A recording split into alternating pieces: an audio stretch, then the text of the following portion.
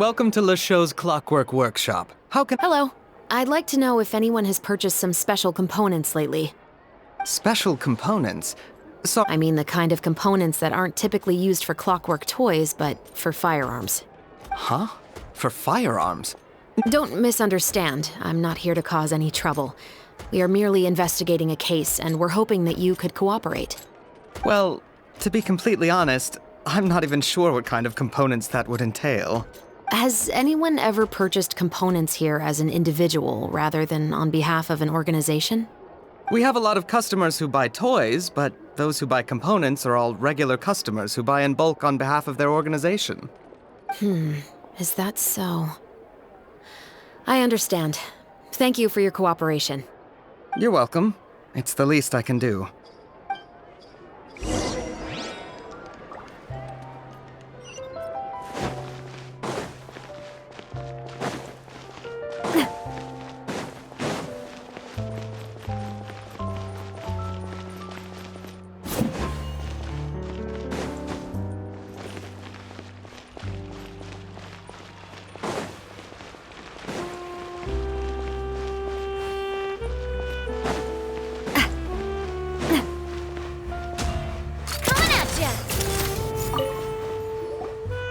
Oh, hey, Chevris. Hello, Estelle. I want to know if anyone has come to you. Oh, is this another case? I don't think so. Some people have requested that I make some prop guns for the Fontanalia Film Festival. Oh? Why's that? Because there's no profit! I only make things here that can do some real heavy lifting. Then has anybody come specifically looking for mechanical components? Well, I usually sell off my scrap to the Fleuve Cendre.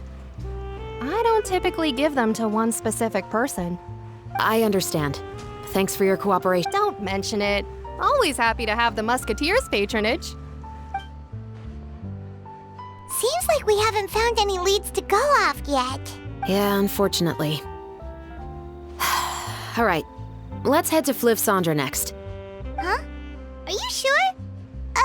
People might not be so thrilled to see the captain of the special patrol there. You think so, huh? Then I guess you don't know. Huh? Know what? That I grew up in Fleuve Cendre.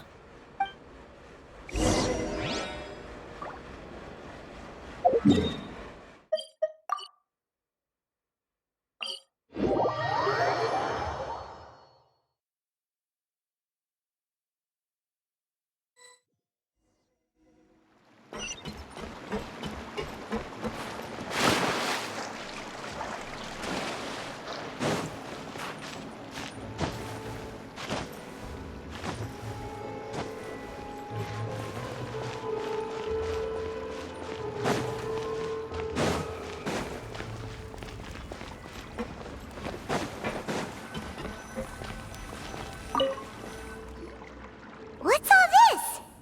Yes, but have a closer look, Paimon. Even though somebody has purposefully tried to clean them up, these are obviously marks from musket bullets. In other words, someone was here trying to improve their shot.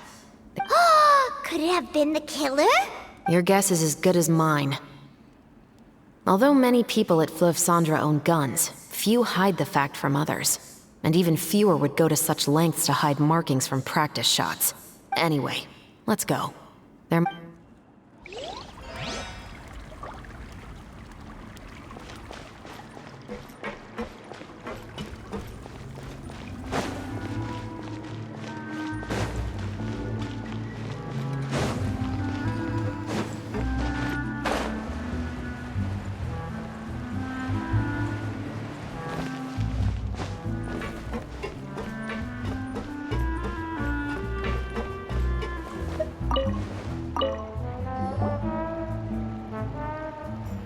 It's been a while, Tetro.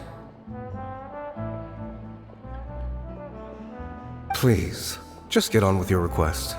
I want to know if you've heard anybody talking about muskets lately. Information isn't free, you know. I've heard that bandits have been extremely active in the countryside recently, and they've been affecting the delivery of goods to Poisson. You're still as helpful as ever. One of our men got drunk at dinner about a month ago and lost his gun. 3 days later, it turned up in the corner here. What's weird about that? He just forgot where he put it, right? This is Fleuve Cendre, my friend. Anything of value left in the tavern won't ever make it to the next day. But that gun turned out to be an exception. It didn't get any new wear and tear on it, and didn't even appear to have been fired. I suspect it came back because the weapon was already known to the guards. You mean, a criminal was afraid the Marechaussee Phantom would use the shot marks to track them down? Maybe. But if that's the case, the culprit really took great care to avoid getting caught. I didn't say anything about a criminal. In Fleuve Cendre, knowing who was killed is as easy as knowing what clothes you're wearing today. It's the guy living in the east side, isn't it? So, who was the one who lost the gun in the first place? Don't bother. He's right. I know you grew up here, Chevreuse. Even though you're on good terms with the Spina, you've still been gone too long. Not many people know you here now, and a lot— I know. So take my advice and don't show your face too much around here. It's for your own safety. I'll come and go as I please. And I'm afraid I'll be appearing more often due to my work.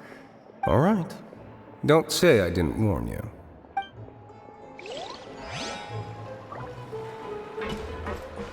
I guess I'm finally on the right path.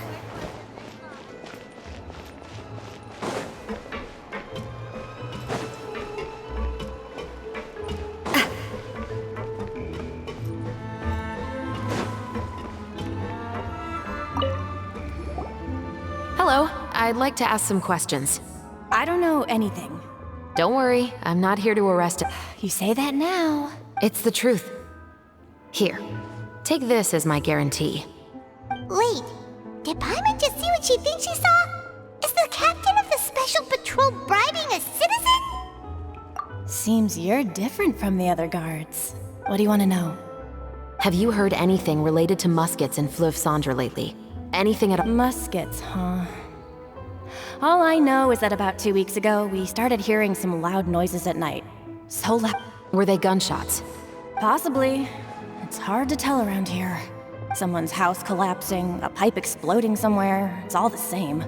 But the noises I'm talking about definitely happened after I fell asleep. Do you know where the noises were coming from? I don't remember clearly. Is it that you don't remember, or that you need to think about it some more? You tell me. Then please, think about it some more. She's giving her even more Mora! The noises came from the end of the Southern Waterway. I came out and had a look for myself when I wasn't sleeping well, but I didn't dare get too close. That's all I know. All right, I'll take your word for it. Thanks for the pâte de fruits.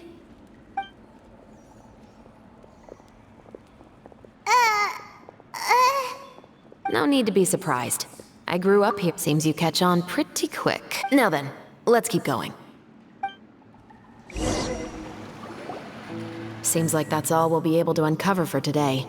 Paimon feels like we managed to learn a lot more here than up on the surface. Yes. Assuming that everything we found is indeed connected to our suspect, then their time a month ago, our suspect found a gun and took it home to disassemble it. In the following weeks, he used some parts to create his own makeshift musket. And then, a few days ago, he found his target and carried out the murder. Once the deed was done, he left a rainbow rose on the body, just like the scene in the novel. That all makes sense to Paimon, but we're still no closer to figuring out the killer's identity. The deceased was a resident of Fleuve Cendre. It's said that he was a poor, solitary man. Yeah, that's also something I'm trying to figure out. If we are indeed following the novel, and there's a story behind the murder, then this murder should be an act of vengeance. But according to our investigation, the deceased didn't have any enemies. He was no saint, but no one's heard of a rival who hated him enough to shoot him dead, much less care to leave a rose on his body. What message is the killer trying to convey, and to whom exactly? We've thoroughly investigated that possibility. He claims to have spent the whole day at the Opera House on the day of the murder, and the staff there— Okay, so he has an alibi. Not only that, he lacks a credible motive as well. He has a family of his own, and both of his parents are still alive.